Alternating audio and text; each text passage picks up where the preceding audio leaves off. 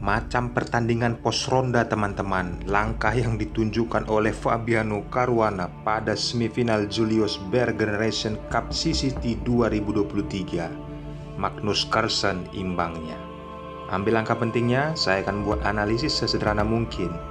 Dan bagi kalian baru bergabung di Jari Pelawi CS, jangan lupa tombol subscribe dan nyalakan loncengnya. Di sini saya akan memperjelas apa tujuan dari langkah Magnus Carlsen dan kesalahan apa yang dilakukan oleh Caruana. Siapkan konsentrasi tinggi dan selamat menyaksikan.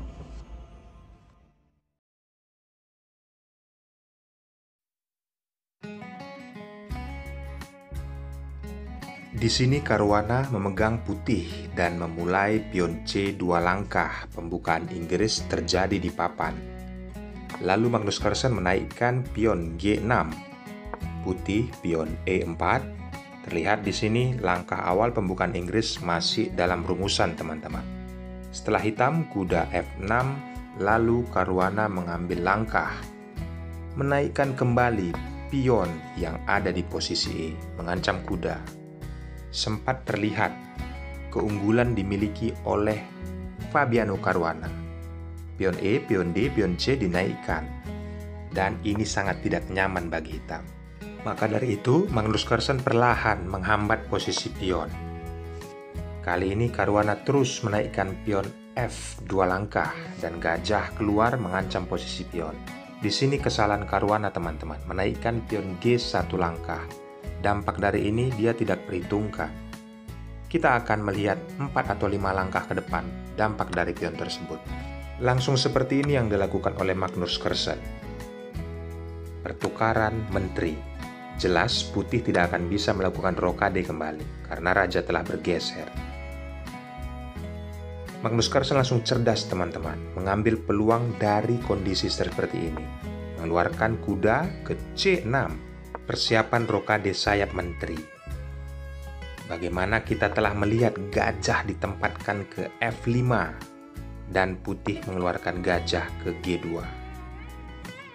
Rokade sayap menteri telah terjadi. Gajah langsung mengepin posisi raja.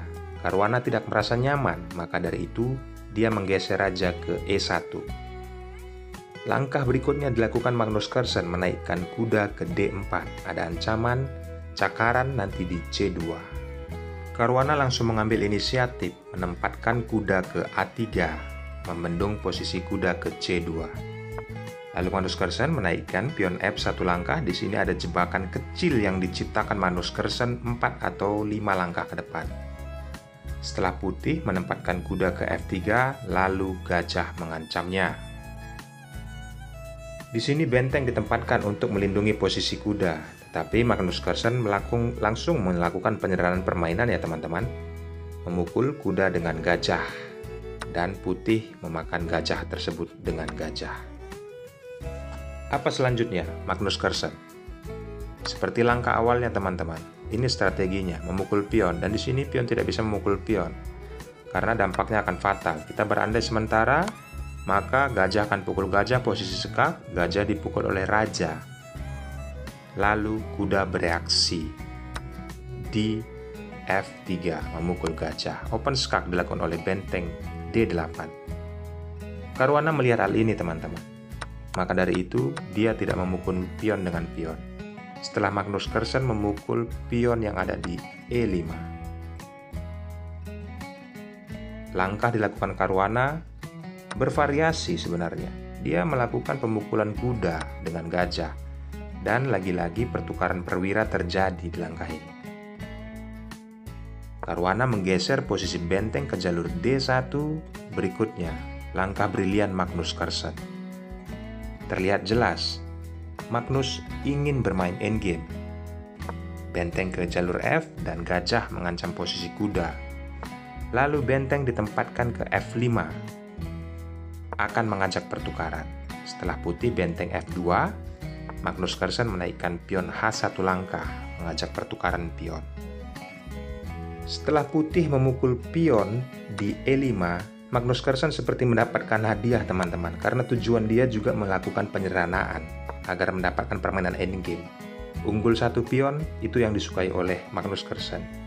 Setelah gajah mengancam, Fabio Caruana menempatkan benteng ke F7. Dan Magnus Carlsen memukul pion, putih juga membalasnya. Langkah berikutnya, tidak ada pilihan bagi Caruana. Harus memakan benteng karena posisi skak. Penyederhanaan dilakukan Magnus Carlsen. Lagi-lagi, setelah pertukaran benteng, di sini Fabio Caruana memukul benteng, teman-teman. Unggul satu pion, Magnus Carlsen merubahnya menjadi positif, menciptakan sebuah kemenangan. Caranya bagaimana? Setelah putih raja E2, Magnus Carlsen kembali mengajak pertukaran perwira. Semakin sederhana, semakin mudah dia akan mempromosikan pionnya. Setelah kuda berada di D4, langsung diancam oleh raja, mudah saja. Kuda langsung berlari ke C6. Putih mau mencoba mengambil pion yang ada di C7. Lalu raja naik satu langkah ke D7. Putih hanya bisa bertahan dengan kondisi seperti ini, teman-teman. Manuver kuda ke C3, lalu raja ke E6. Putih kembali ke B5. Dan Magnus Carlsen tidak ingin bermain remis, membiarkan saja posisi pion dimakan oleh kuda. Dia menaikkan raja ke F5, jelas tujuannya untuk mengancam pion yang ada di G3.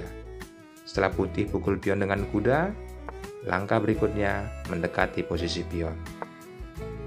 Putih melindunginya, raja ke F2. Lalu Magnus Carlsen bermain kuda, teman-teman. Mengancam pion yang ada di A2, sekaligus juga bisa mengancam posisi skak. Putih menaikkan pion B1 langkah. Terlihat seperti langkah frustasi, teman-teman. Kali ini hitam mengambil posisi pion yang ada di A2. Fabio Caruana tetap bermain kuda, ingin mendapatkan pion yang ada di jalur E7. Tetapi setelah pion A dinaikkan, dia kembali berubah pikiran, mengambil posisi skak, dan raja bergeser ke A3. Next, kuda berupaya melindungi pion yang ada di G3, lalu hitam atraktif langkahnya, kuda ke C1 mengincar pion yang di B3. Caruana menggeser kembali kudanya ke D2. Lihat, Magnus Carlsen menciptakan peluang agar raja bisa menjauhi pion yang ada di G3. Teman-teman ambil pelajaran pentingnya, teman-teman. Ini sangat mudah apabila kalian memegang bidak hitam. Karena Magnus Carlsen menaikkan pion E2 langkah jelas memberikan secara gratis agar raja berpisah dengan pion yang ada di G3. Pion terus dinaikkan, putih hanya bisa menggeser kiri kanan. Magnus Carlsen terus menaikkan pionnya. Boom, mengancam posisi kuda. Tidak ada pilihan, harus ditelan, teman-teman. Jelas, teman-teman, tujuan Magnus Carlsen? Saya rasa kalian bisa sampai tujuan ini ke pikiran kalian. Kuda mencoba mengambil langkah, tetapi setelah raja ke G2 dan membuat sangat tidak nyaman bagi putih. Putih berupaya mengancam kuda dan kuda memukul pion. Setelah raja bergeser ke C3, maka pion H dinaikkan kembali satu langkah oleh Magnus Carlsen. Di sini, Fabio Caruana menyerah. Kalian juga sudah pasti tahu. Saya akan lanjutkan langkahnya. Apabila kalian penasaran. Dibiarkan secara gratis kuda hitam itu, teman-teman. Tetapi pion yang ada di jalur H tidak bisa dibendung kembali. Ambil pelajaran pentingnya, teman-teman. Kalian harus bisa pahami langkah tujuan Magnus Carlsen ingin bermain endgame. Karena seperti inilah yang terjadi.